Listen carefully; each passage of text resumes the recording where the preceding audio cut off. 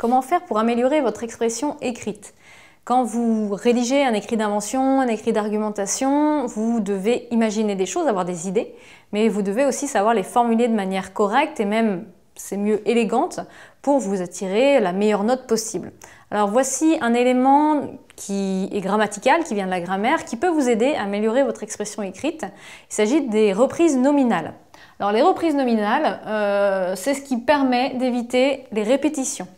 En effet, ce qui caractérise souvent un texte comme étant de qualité, c'est le fait qu'on n'ait pas beaucoup de répétitions, que les termes soient variés, diversifiés, et ainsi on a une lecture agréable où on découvre beaucoup de choses, beaucoup de mots, et on a beaucoup d'idées qui nous viennent à l'esprit parce que le texte est riche.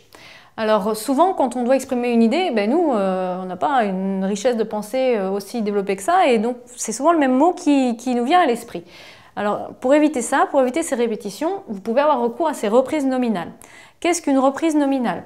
Alors, les reprises nominales, ça consiste à reprendre, comme son nom l'indique, un nom ou un groupe nominal, mais bien sûr d'une autre manière, d'une manière nouvelle, pour varier.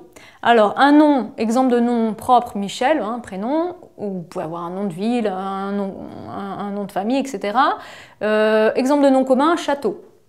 Un groupe nominal, c'est ce nom auquel on ajoute un déterminant, par exemple mon père, on a rajouté le déterminant possessif mon.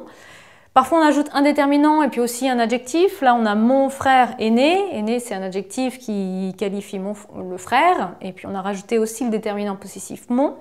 Et puis on peut aussi avoir encore un cas avec un déterminant château, le nom commun auquel on ajoute un. Donc ici l'article indéfini, et ça constitue aussi un groupe nominal. Donc ça c'est un rappel sur les groupes nominaux. Si vous avez des doutes, allez consulter la vidéo sur les expansions du nom.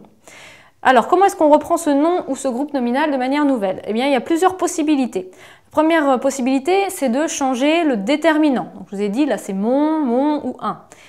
Bien sûr on peut changer le déterminant que quand on est face à un groupe nominal. Quand il n'y a pas de déterminant, on va avoir du mal à le changer.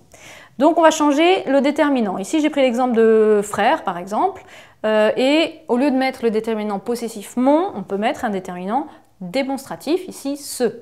Ce qui fait qu'on aura comme phrase, au lieu de mon frère aîné est venu me voir, suite de l'histoire, ce frère que je n'avais pas vu depuis longtemps, etc. Ça permet de répéter, de reprendre la même chose sans répéter justement. C'est-à-dire qu'on ne va pas dire mon frère aîné est venu me voir, mon frère aîné que je n'avais pas vu depuis longtemps, ce qui serait un peu lourd. Autre manière pour varier, pour faire une reprise nominale, on peut utiliser un mot de la même famille que celui sur lequel on veut proposer une variation. Exemple pour père, mon père, on peut dire mon paternel. Alors là, paternel c'est l'adjectif qui correspond à père, au nom père, qui est parfois utilisé comme un nom, ici mon paternel. Bon, bien sûr c'est du registre là familier de langue, mais ça reste un mot de la même famille. Il y aura d'autres cas où vous pourrez utiliser, faire varier de manière différente. Ici avec château, ça s'y prêtait pas très bien, malheureusement, mon exemple. Si vous avez un chat, vous pouvez dire alors un adjectif avec chat, je ne sais pas, mais vous allez pouvoir parler du félin, de mots de la même famille ou du même champ lexical. Ensuite, autre possibilité, en employant un synonyme. Alors un synonyme, c'est un terme qui a le même sens que celui dont vous partez. Si vous avez un doute sur les synonymes, sur la manière dont on les trouve, vous pouvez consulter une vidéo d'ailleurs qui s'intitule Antonymes et synonymes, où vous aurez des définitions et des exemples. Donc ici, j'ai pris pour château, un château, on va trouver le synonyme par exemple d'édifice, ça peut aussi être construction, bâtiment, tout ce qui se rapporte comme ça au fait d'avoir une construction en dur, un bâti.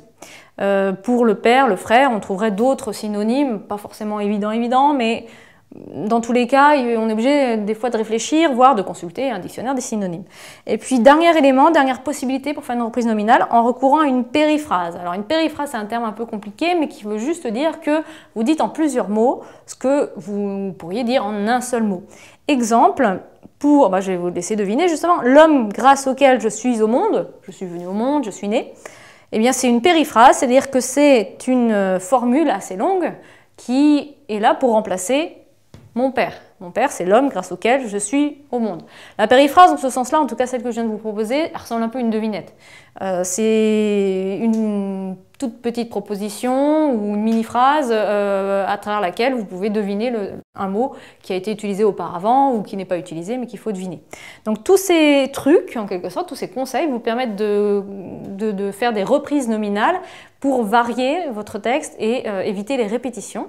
Et ça vous permet aussi d'exercer vos talents d'écrivain et puis aussi de jouer avec les mots.